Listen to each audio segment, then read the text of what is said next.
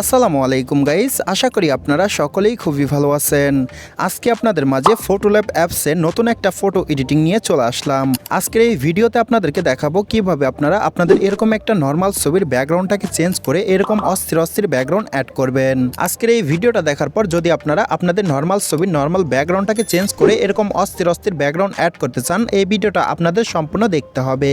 যদি ভিডিওটা স্কিপ করেন তাহলে কিন্তু কিছু বুঝবেন না। চলুন গাইস, মুখের কথা না বাড়িয়ে মূল ভিডিওতে যাওয়া যাক।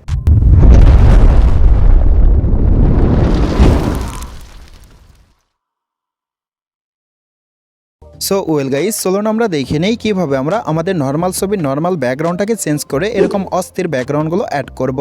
সো ফার্স্ট অফ অল আমাদের ফটোল্যাব অ্যাপসটা ডাউনলোড করতে হবে। ফটোল্যাব অ্যাপসটা কিভাবে ডাউনলোড করবেন আমি আপনাদেরকে দেখিয়ে দিতেছি। ফটোল্যাব অ্যাপসটা ডাউনলোড করার জন্য আমাদের ফোন থেকে আমরা গুগল প্লে স্টোরে একটা ক্লিক করব। আমি আমার ফোন থেকে প্লে স্টোরে একটা ক্লিক করলাম। প্লে স্টোরে আসার পর আমরা সার্চ বক্সে একটা ক্লিক করব। আমি সার্চ বক্সে একটা ক্লিক করলাম। সার্চ বক্সে ক্লিক করার পর আমরা এখানে ফটোল্যাব লিখে সার্চ করব। আমি ফটোল্যাব লিখে সার্চ করে দিলাম। সার্চ করার সাথে সাথে আমাদের সামনে এই যে দেখতে পারতেছেন ফটোল্যাব অ্যাপসটা চলে আসছে। এই অ্যাপসটা আপনারা ডাউনলোড করে নেবেন। আমি অ্যাপসে একটা ক্লিক করলাম। অ্যাপসে ক্লিক করার সাথে সাথে দেখতে পারতেছেন আমার এখানে ওপেন দেখাচ্ছে, আমার ডাউনলোড করা আছে। আপনাদের ওখানে ইনস্টল দেখাবে, আপনারা ইনস্টলে ক্লিক করে ডাউনলোড করে নেবেন। আর এই ফটোল্যাব অ্যাপসটা যদি আপনাদের প্রিমিয়ামটার প্রয়োজন হয়, আমার এই ভিডিও ডিসক্রিপশন বক্সে টেলিগ্রাম চ্যানেলের লিঙ্ক দেওয়া আছে। টেলিগ্রাম চ্যানেল থেকে আপনারা প্রিমিয়াম অ্যাপসটা ডাউনলোড করে নেবেন। ডাউনলোড করে নেওয়ার পর ওপেন একটা ক্লিক করবেন। আমি ওপেন একটা ক্লিক করলাম। ওপেনে ক্লিক করার সাথে সাথে আমাদের সামনে এরকম একটা পেজ ওপেন হবে। ফার্স্ট অফ অল আমরা এখানে অসংখ্য টেমপ্লেট দেখতে পারবো। এই টেমপ্লেটগুলো দিয়ে আমরা আমাদের নর্মাল ছবিকে হাই কোয়ালিটিভাবে এডিট করতে পারবো। আমি যেহেতু এই ভিডিওতে নর্মাল একটা ছবির ব্যাকগ্রাউন্ডকে চেঞ্জ করে অস্থির কিছু ব্যাকগ্রাউন্ড অ্যাড করে দেখাবো, তার জন্য আমাদের সেই ছবিটা এখানে ইনপুট করতে হবে।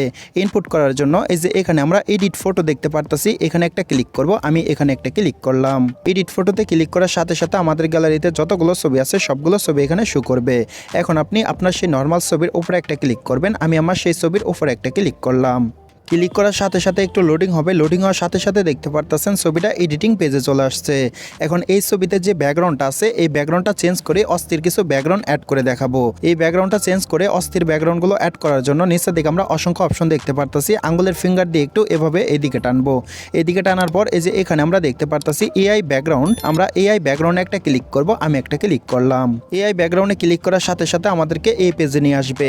এই পেজে আসার পর এখানে আমাদের একটু ওয়েট করতে হবে। একটু ওয়েট করার সাথে সাথে এই ব্যাকগ্রাউন্ডটা অটোমেটিক চেঞ্জ হয়ে যাবে। দেখতে পারতেছেন ব্যাকগ্রাউন্ডটা কিন্তু অটোমেটিক চেঞ্জ হয়ে গেছে।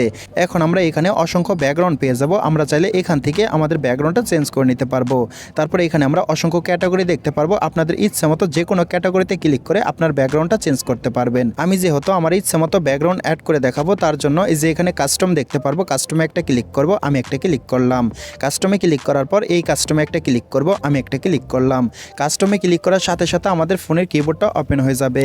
এখন আমরা এই ছবির পিছনে যে ব্যাকগ্রাউন্ডটা অ্যাড করতে চাচ্ছি সেই ব্যাকগ্রাউন্ড অনুযায়ী আমাদের একটা লেখা লিখতে হবে।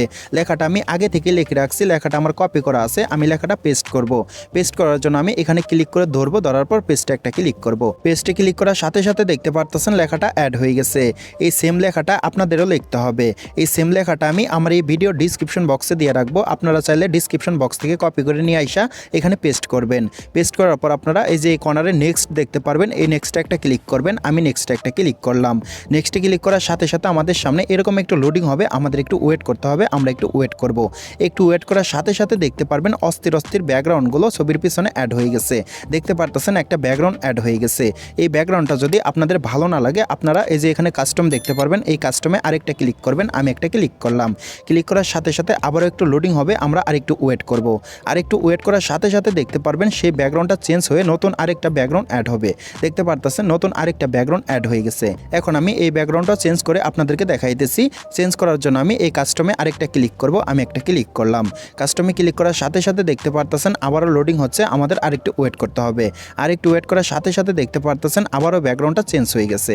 এভাবে আপনি এখান থেকে আনলিমিটেড ব্যাকগ্রাউন্ড চেঞ্জ করে নিতে পারবেন।